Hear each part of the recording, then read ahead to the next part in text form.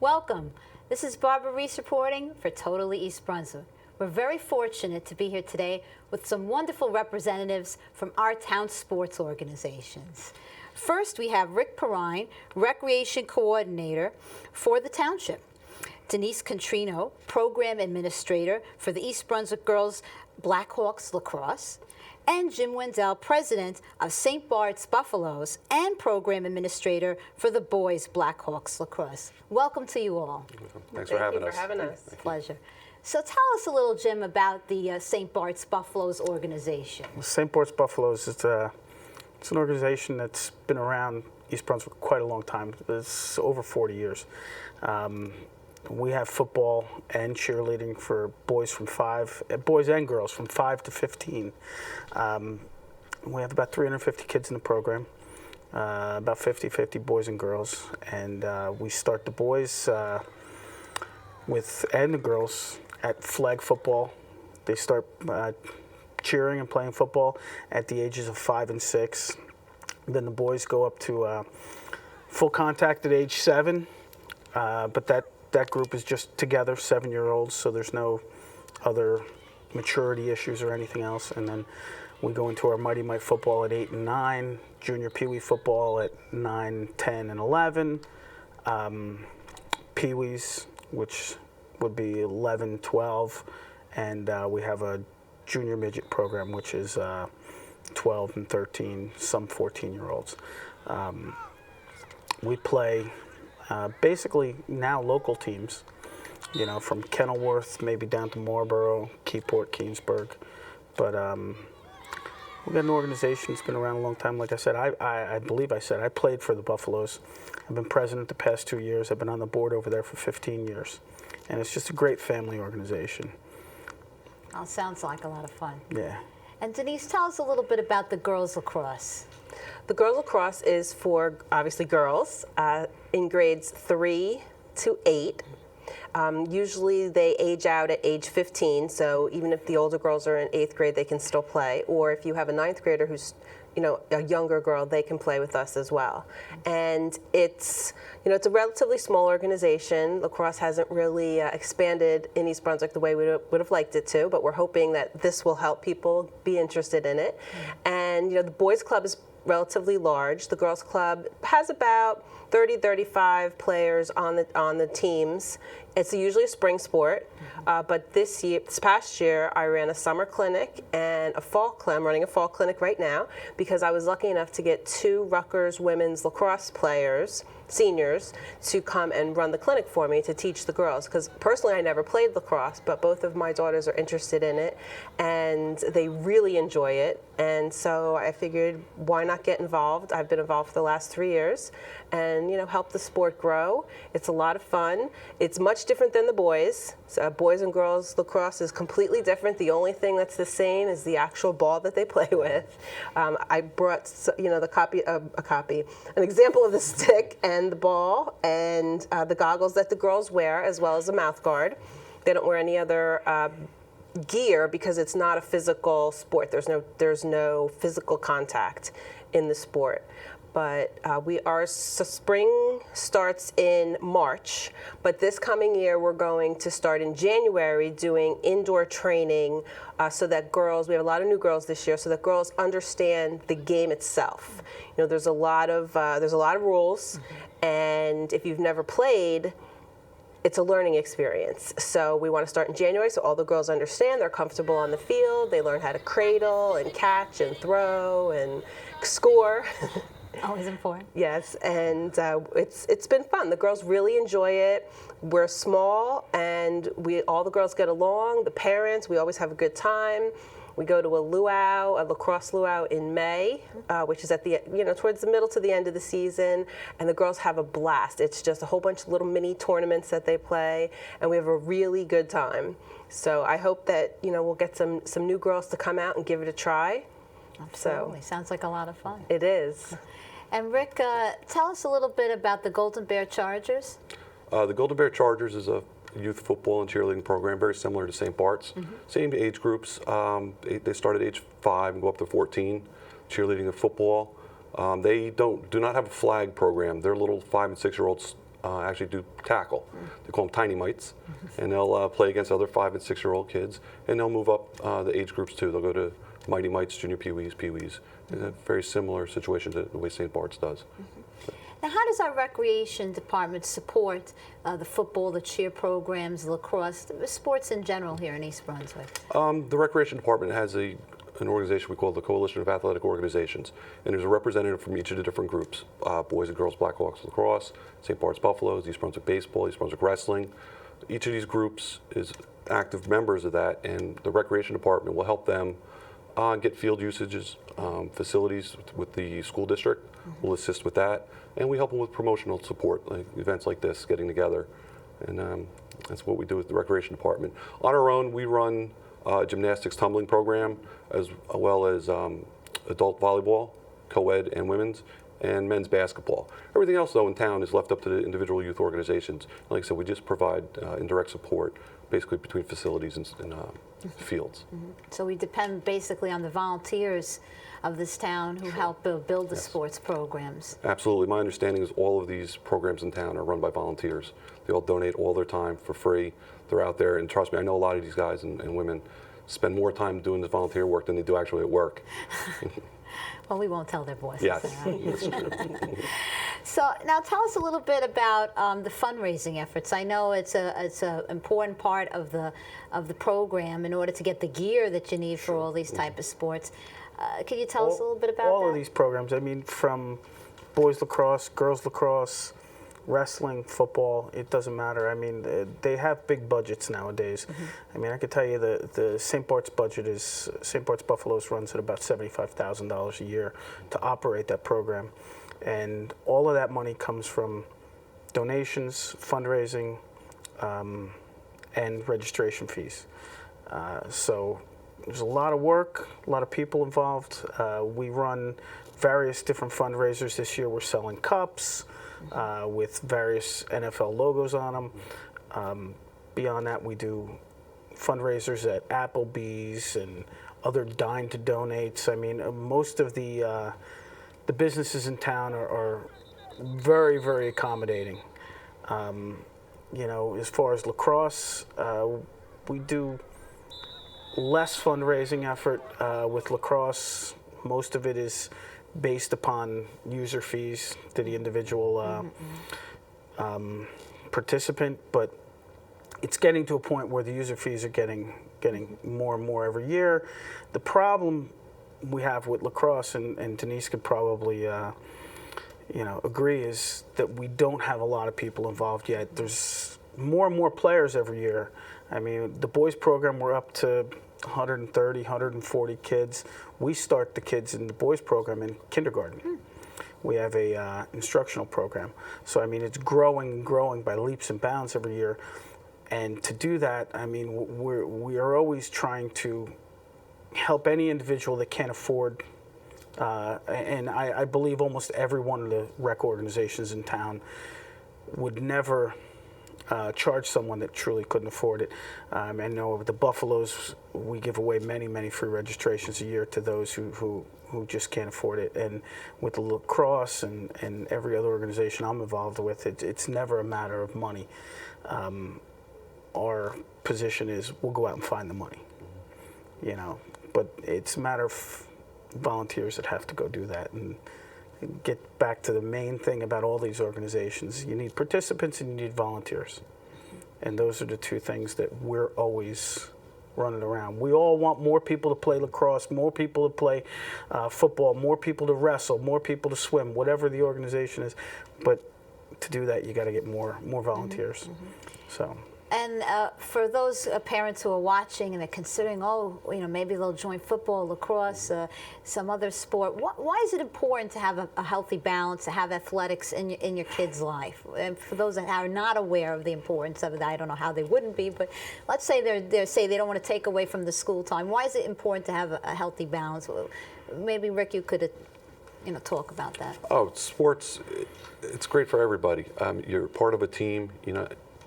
You participate as a team, you learn the basics and how to overcome, because you're going to lose. You're going to play sports, you're going to lose. You're going to win, you're going to lose, you're going to get hurt. It teaches the kids how to overcome that. It's not all easy in life. Everything's not, PT.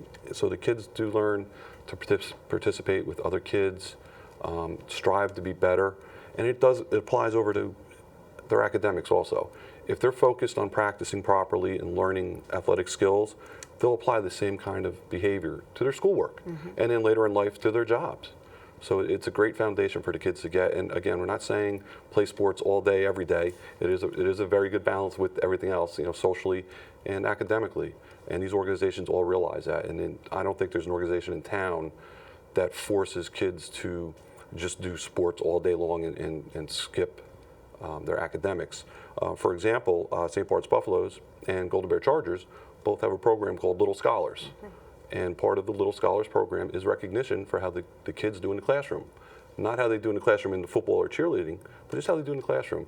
And I know it's got some high standards. I know you have to attain like a 98 or 99 percentile in your grades, and you're recognized for that. I know St. Bart's Buffaloes last year had 2 children in their program that were recognized as National All-American Academic Students, which means they had grade point averages of 100%. So that's fantastic. And like I said, that's a football player and a cheerleader who get their devotion to the classroom through athletics also. And they're learning some important life lessons as well. Yes. Wonderful. So now, give me a little history. For those that are not familiar with some of the programs, tell me a little bit how the St. Bart's Buffaloes came about. Well, I'll give you a little history on the lacrosse program first, only because I'd like to give some shout out to the guys that started this program back in '96. I mean, lacrosse was never in East Brunswick. I grew up in East Brunswick. I wish lacrosse was around because I would have played. But back in '96, they started the lacrosse program in a grassroots organization. A bunch of guys just knew about it, moved here from Westchester and different places, and they started this program. Then they got the high school on board, and they started a program at the high school, and it's grown every year. Ernie Fusco handed my son a stick, my son's a junior in college. He handed him a stick 10 years ago on the football field. He said, here's a lacrosse stick, son, something to do in the spring. And since then, he's never put it down. The girls program was started by Cindy Todorov, 8, 9 years ago, maybe? Probably about that long ago, yeah. And she took it and she ran it as her own. I mean, and did a hell of a job from my my vision on the outside looking in, because she just did it. And she says, I want to be part of the boys program, but I want to do it on my own. I don't want to. And she ran this whole thing and got it going. And it with Denise here, it's grown tremendously in the past couple of years. The Buffaloes, on the other hand, started back in 1970. It was a bunch of guys just around town that wanted to start another youth football organization. You got to realize, back in the 70s, there were more kids that played football than there were spaces on football teams. Unlike today. Today, it's not quite that way. They started, and Monsignor Kelly over at St. Bart's said, you can park in my parking lot, and they talked to Memorial School, and you can use the field behind us, and that was just how it began. A bunch of guys in the back of a room said, we need more places for our kids to play football. Unfortunately, football, like I said, football's not there anymore. I mean, we still have a lot of kids in our program, but it doesn't fit 2 programs in this town anymore. We both struggle for kids every year, and it's other sports are much more popular. Kids are doing a lot of other things. I mean, as Rick said, diversity and things like that. They're playing different sports and doing a lot of different things. There's a lot more opportunity today than there was 20, 30, 40 years ago, Now, some of the parents may not realize that your feeder programs for the high school, for these sports. Absolutely. Could you tell us a little bit more about that, Rick? Yeah, but basically all the youth programs, they feed right in. The kids start now at younger ages, and they progress as they get older. It gets a little more competitive each year as they get closer to high school. So they're prepared when they get to high school. A lot of these coaches will tell you, I'm not trying to win games or matches when you're 8, 9, 10 years old. I'm preparing you for the next level. And the next level might be to be an 11-year-old playing football or a 12-year-old wrestling. And then when you get to 8th grade, your next level is high school. So these coaches and programs are preparing the kids to get ready for high school and hopefully beyond. We do have a lot of kids in this town are playing college athletics who started in our youth programs. So they are definitely feeder programs, and I think the high school coaches are starting to put that together and realize that a little more than they did in the past, and they're being a little more active with the youth programs. And you're starting to see some success on the high school level, and hopefully that carries on as we go forward. Oh, it must be a source of pride for you guys, volunteering all your time and effort and to see the kids flourish in high school and beyond. Yes. The girls Blackhawks do have a lot of players that started with the Blackhawks and are now playing for the high school, for the girls Blackhawks, or for the girls high school lacrosse team. And it's great to go and see them and know all their names when you're at the game, because you've watched them grow and learn and get better and better. And we do actually have a high school girl who helps us, the Blackhawks, with our younger girls, teaching them the basics. We also have a 5th grade memorial school teacher. Actually, I think she's a 3rd grade memorial school teacher now. And she has no children. She played lacrosse in high school, and she's kind enough to volunteer her time, for the girls. But we do need more parents that are willing to step up and learn the game. We send them to get certified and send them to learn everything. I'm the program administrator. I do all the paperwork, the scheduling, the coordinating. I don't know everything about the game. I certainly will not pledge that I do, because it's a little bit of a complicated sport, especially if you've never played. But my children are going to age out of it eventually, so somebody needs to come in and start learning it now, so that when the time comes for me to hand the baton over to somebody, there'll be somebody who's prepared and not totally confused and worried that they won't be able to grow the program. So we really do need parents, when they bring their kid in to learn the sport and to play the sport, to hopefully help and get to know it so that they can be involved as well. And once the girls get to high school, they're of a recruitable age. Freshmen, once you're a freshman, colleges can start looking at you to recruit you, and there are a lot of lacrosse scholarships out there, because it's a program that's growing. And Rutgers has a great lacrosse team, girls lacrosse team, and it's really close. So Parents may not realize that this may be a ticket for their children to have better Absolutely. education and more opportunities. Absolutely. I mean, Rick touched on a few topics, and I mean, it is about always just, and every organization I'm involved with, and every coach I talk to, it's about preparing that kid for the next level. And that next level every year becomes something different. Whether it's outside of sports or inside of sports, it's just preparing, and it's such the pride I get from being involved with all of this is seeing those kids come back to the program to either watch a game, be involved with the program, or just let us know how they're doing. We have so many coaches in both of these organizations that don't have any kids in the program, and they just want to be involved. They have dedication to the sport, dedication to the kids, dedication to, just being part of the community. And that's what makes East Brunswick great. And, I grew up in town. I mean, it's these kind of things why I'm staying involved. Although the shameless pitch from Denise about trying to find somebody else to move on, I could give the same thing. I really could. But I guess the message to parents is don't feel held back that you don't know that sport perfectly, Absolutely. all the rules Exactly. and the ins and outs of the sport. More so, we need your time. Yeah, Sure. Exactly. Yeah. And one other thing I'd like to touch on is it's not just for East Brunswick residents. I mean, the girls lacrosse and Boys lacrosse, St. Bart's Buffaloes. Any surrounding town, South River, Spotswood, Milltown, any surrounding town that a child may live in who wants to play the sport is welcome to come and play with our program. You don't have to be from East Brunswick to play with the East Brunswick Girls Blackhawks Lacrosse. You can be from any surrounding town, and we welcome you. We actually had, in our summer program, I had a bunch of girls from Monroe, North Brunswick, and they really embraced each other, the girls from our town, the girls from other towns, and they really had a great time together, because one of the other things with kids playing sports is you get to make new friends. Outside of school, kids that you have in your class, kids that you know from your neighborhood, you get to make new friends because you have something in common. You have the love of the sport that you're playing in common, and I think they also learn sportsmanship. not to be a poor sport if you lose, but to, always show respect for your teammates, whether you're a friend or not, is to always respect that other person for being on the field with you. There's a lot of lessons and also a lot of opportunities for friendships that might not otherwise have been there. Yeah, Exactly. And all the organizations take kids from out of town, not just the 4 or 5 that we're talking about here, basketball, wrestling, soccer, baseball, they all allow out-of-town kids. And it's great because I can speak for personal. I don't live in town.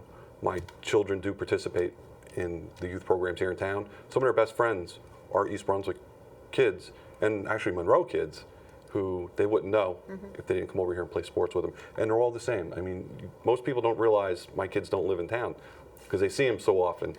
So no, it's great that all these organizations are open to everybody and they allow for the friendships to blossom. Now tell us a little bit about cheer. Cheer, we didn't even get to cheer, did we? Cheer is a tremendous part of the St. Bart's Buffaloes.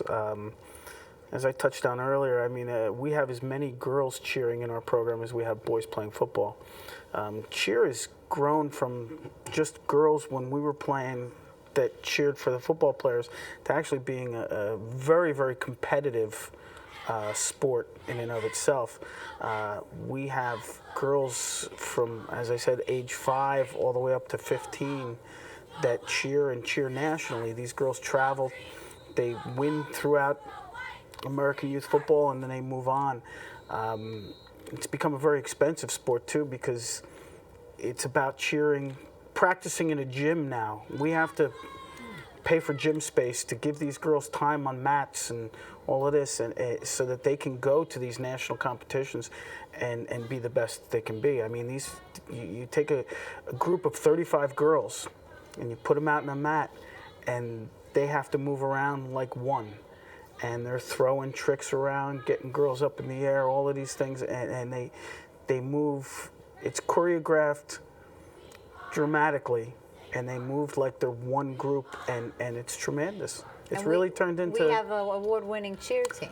Our junior midget team for the St. Bart's Buffaloes is 2-time, back-to-back national champions for American youth football and cheer.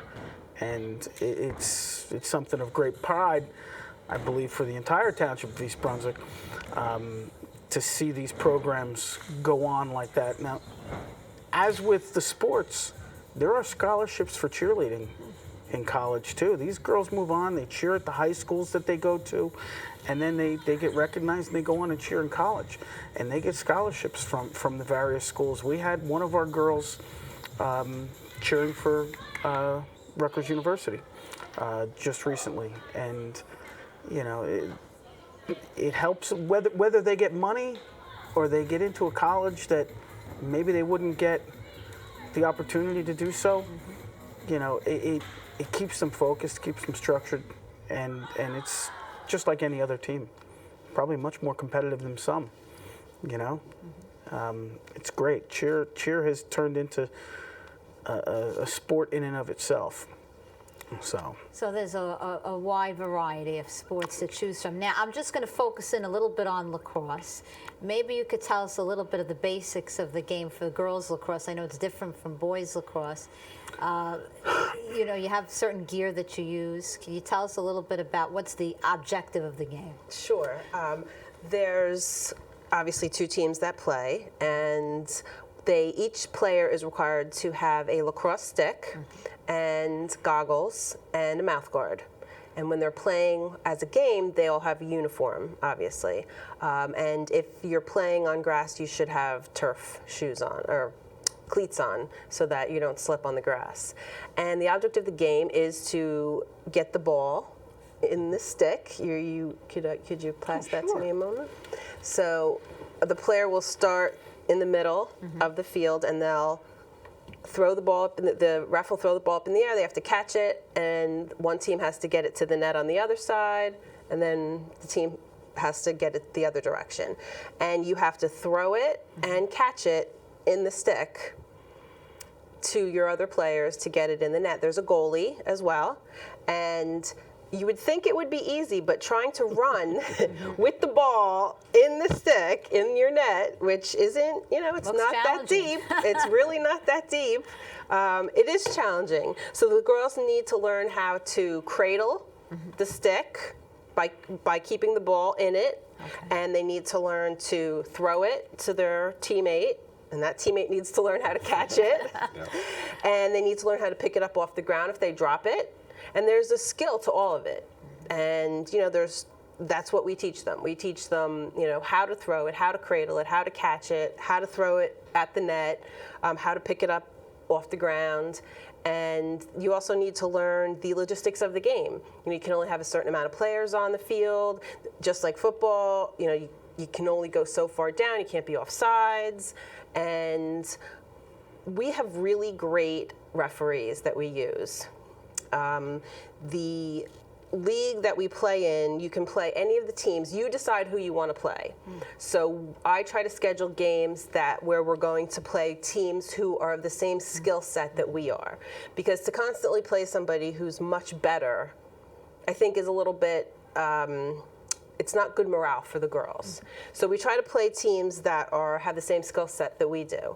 And we schedule the games and then we schedule the refs. And the refs that we have are great because not only are they making a call, but they're telling the girls what they did wrong, why they made the call, so that they understand what they did wrong. And the refs even tell them, you shouldn't have done this, you should have done that. So that really helps the girls learn while they're actually playing the game. So, it's a learned skill. Like I said, I never played it, but I have learned a lot in the last few years that I've been the program minister. I get out there on the field with the girls, with the little bit that I know, and try to help them as well. Great for hands-eye coordination. To our coaches. And most girls that play soccer are usually good at lacrosse. So if you have a child that only plays fall soccer, try to get them out and learn lacrosse because all the girls that came to us from soccer are all very good players. Thank you. Now, we could talk for some time, a lot of absolutely. great information, but Rick, I want to make sure we cover what's coming up for the spring. What sports can we look forward to? Sure. Well, we discussed the fall sports here, and we also didn't. East Brunswick Soccer also has a fall, but their primary season is the spring. Coming into the winter, there is fast break basketball, which is open for kids in grades 2 through 12, boys and girls. There's also Helios Volleyball, which is a new organization, and it's boys and girls volleyball, ages 12 to 16. And there's East Brunswick Wrestling Club, which is open to boys and girls, kindergarten through 8th grade. Those are your winter sports. And then in the spring, you have the 2 lacrosse programs, as well as East Brunswick Baseball League, which is open to ages 6 to 18, and the soccer program, which is also open to ages 6 to 18, I think it is. So those are all the groups that we sanction here in town throughout the year. And you can get any information you want about them by going to East Brunswick's website, eastbrunswick.org/recreation, and we have links to all the organizations. Or you can contact the Recreation Department directly, and we'll point you in the direction you need to go to. Or you can do an internet search on any of the names of these organizations, and you'll find information that you need. And they're wonderful websites on all the organizations. Well, really, this has been an informative discussion. I really appreciate you guys coming here today to speak with us about all the wonderful work you do. And thank you for all the volunteerism Thank you very much. you and your organizations offer East Brunswick. Thank you. This is Barbara Reiss reporting for Totally East Brunswick. Thank you for joining us.